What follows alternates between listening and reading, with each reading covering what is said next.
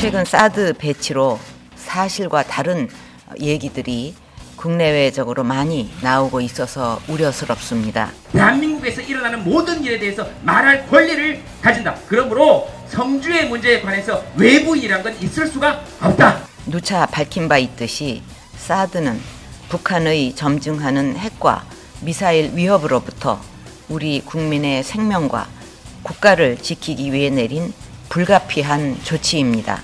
저들이 주장하는 내용은 뭐냐? 국가 안전을 위해서, 국가 안전 보장을 위해서 여러분들이 양보해야 되지 않냐? 미사일은 북한이 쐈는데, 나쁜 짓은 북한 놈들이 했는데 왜 피해는 우리가 봐야 되냐 이 말입니다. 북한은 올해만도 스커드와 무수단, 노동미사일 등을 수십 발 발사했고 지난 3일에도 노동미사일 2발을 발사했습니다. 이런 상황에서 국민의 생명을 지키기 위한 대비를 하는 것은 국가라면 당연히 해야 하고, 국가를 보호하겠다는 건 무엇이냐? 국가 안에 있는 단 한 사람의 생명도 경시하지 않겠다. 4만 5천의 생명도 경시하지 않겠다. 300명이 배에 탔든 5,000명이 배에 탔든 그 배에 탄 국민들을 버리지 않겠다.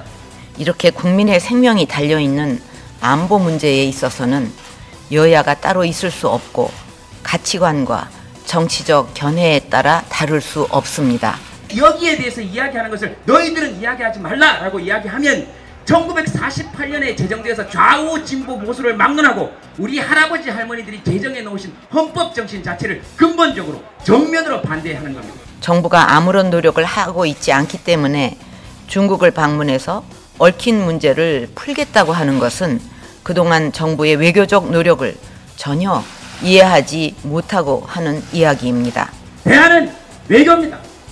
외교. 사드를 배치할지 말지의 문제가 아니고 어떻게 했어야 되느냐. 중국한테 가서는 이렇게 얘기해야 됩니다.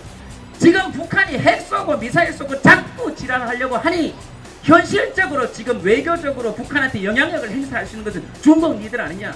니들 하는 거 봐서 니들이 북한한테 계속해서 이렇게 영향력을 행사하지 않고 북한 편만 들면 우리 사드 배치할 수밖에 없다. 미국 가서는 그렇게 얘기해야 됩니다. 중국이 지금 북한한테 북한의 미사일과 핵을 감축시킬 정도의 외교적 영향력을 행사하겠다고 하니 그 상황을 지켜보면서 점점 사드 배치를 결정할지 말지를 결정하자. 그래야 우리도 국민들하고 이야기할 시간이 있을 거 아니냐. 여야를 막론하고 이런 때일수록 우리는 하나가 되어야 하고 정부를 신뢰하고 믿음을 주어야 합니다. 외교부 장관 사드 배치 발표한 날 어디가 있었습니까? 백화점에 옷 사러 가 있었어.